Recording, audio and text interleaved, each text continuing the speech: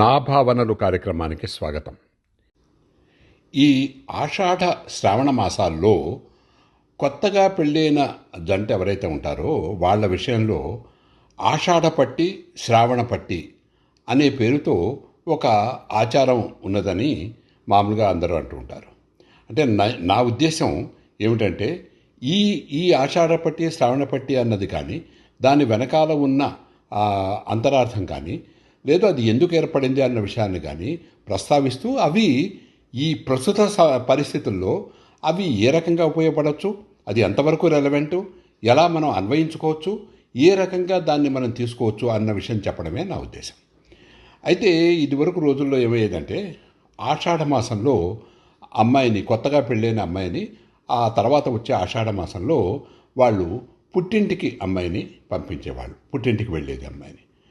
అయితే ఇక్కడ పుట్టింటికి వెళ్ళినప్పుడు పుట్టింటి వారు, అమ్మాయి పుట్టింటి వారు ఇక్కడికి వచ్చి అబ్బాయి దగ్గరికి వచ్చి, అబ్బాయి ఇంటికి వచ్చి వాళ్ళు ఆషాఢ పట్టి అని ఒక కానుక ఇచ్చేవాళ్ళు. అదేమిటంటే అంటే ఇంకా వాళ్ళ పరిస్థితులను బట్టి, దేశకాల పరిస్థితులను బట్టి, అప్పటి వాళ్ళ దీన్ని బట్టి అబ్బాయికి ఇది దుస్తులు, అలాగే బహుమానాలు, గృహోపకరణాలు అలాంటివన్నీ కూడా వాళ్ళు ఇస్తూ ఉండేవాళ్ళు. అది వాళ్ళ దీన్ని బట్టి. కానీ మొత్తం మీద మాత్రం కనీసం దుస్తులు, కొన్ని చిన్న బహుమతి లాంటిది ఏదన్నాను ఇవ్వడం అనేది జరుగుతూ ఉండేది. అయితే ఆ తర్వాత అప్పుడు అమ్మాయి ఇది పుట్టింటికి వెళ్తుంది, అమ్మాయి పుట్టింటికి. అప్పుడు శ్రావణ మాసంలో ఆ అమ్మాయి నోములు నోచుకుంటుంది. ఎక్కడ పుట్టింట్లో నోము నోచుకుంటుంది. అప్పుడు అబ్బాయి తరఫు వాళ్ళు ఏమిటంటే శ్రావణ పట్టి అనే కానుకని అమ్మాయి వరలక్ష్మి వ్రతం జరుపుకుంటుండగా అక్కడికి వెళ్ళి వీళ్ళు సమర్పించడం, వీళ్ళు ఇవ్వడం, అక్కడ వేడుకలో పాలు పంచుకోవడం జరుగుతుంది. ఈ రెండింటి మధ్య అసలు ఉద్దేశం ఏమిటంటే రెండు కుటుంబాల మధ్య ఒక మంచి సహృద్భావన ఉండటము, మంచి సామరస్యానికి ఇది తోడ్పడుతుంది అని, దాంతోపాటు భక్తి, మిగతా విషయాలు, సామాజిక విషయాలు కూడా దీనిలో ముడిపడి ఉన్నాయి.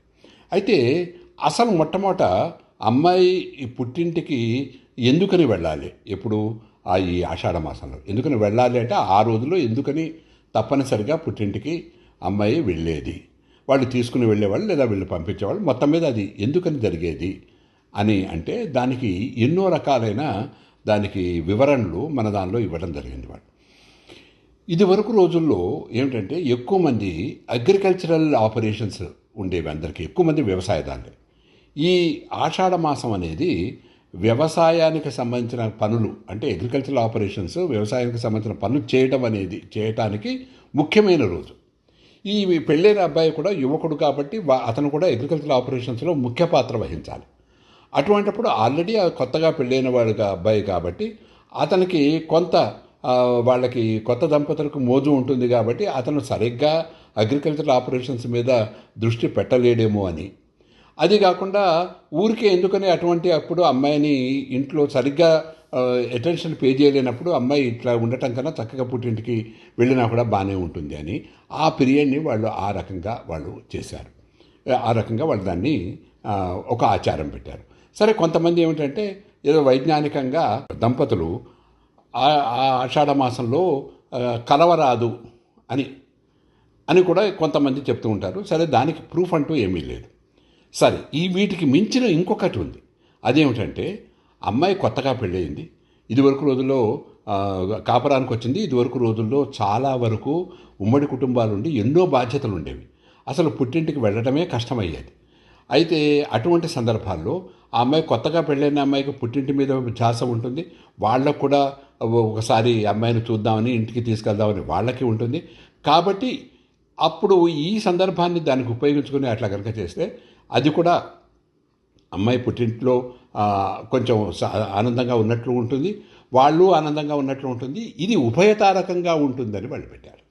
ఉభయతారకం అంటే వీళ్ళేమో వీళ్ళకి పనులు చేసుకోవడానికి అవకాశం ఉంటుంది, వ్యవసాయ పనులు, వాళ్ళేమో చక్కగా అమ్మాయి ఇంట్లో ఉండి సరదాగా ఉండటానికి, ఆ అమ్మాయి బెంగ తీరడానికి ఇది ఉపయోగపడుతుంది అని వాళ్ళు అప్పట్లో ఈ రకమైన ఆచారాన్ని పెట్టారు. అది అప్పట్లో అది సైంటిఫిక్, అప్పట్లో అది సామాజికంగా అది చాలా అవసరమైన విషయం కూడా. అయితే అలా ఊరికే మీరు వెళ్ళండి లేదా మేము తీసుకెళ్తాం ఇలా అనడం కన్నా వాళ్ళు వచ్చి వీళ్ళకి కానుకలిచ్చి వీళ్ళని అమ్మాయిని తీసుకెళ్ళడం అంటే సాధారణంగా కొన్ని చోట్ల ముందుగా తీసుకెళ్ళి తర్వాత వాళ్ళు వచ్చి కానుకలు ఇవ్వడం అనేది అలా ఉండేది అబ్బాయికి. తర్వాత వీళ్ళేమో కానుకలు తీసుకుని అక్కడ శ్రావణ మాసంలో అక్కడికి వెళ్ళడం అన్నది. ఇది ఒక చక్కని ఒక ఆచారం కింద కనుకుంటే అది సంతోషంగానూ ఉంటుంది, ఒక సందడిగానూ ఉంటుంది అనే ఉద్దేశంతో ఆ రోజుల్లో వీటన్నిటిని దృష్టిలో పెట్టుకుని అది పెట్టడం జరిగింది. కాబట్టి వాళ్ళని మనం ఏదో వెర్రివాళ్ళని వాళ్ళని ఇవన్నీ చిచి ఇది అవుట్డేటెడ్ అని అనుకోవడానికి వీల్లేదు.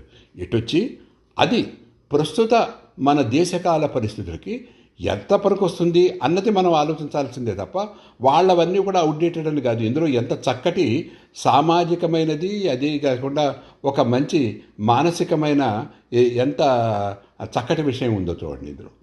ఇది ఒక విషయం.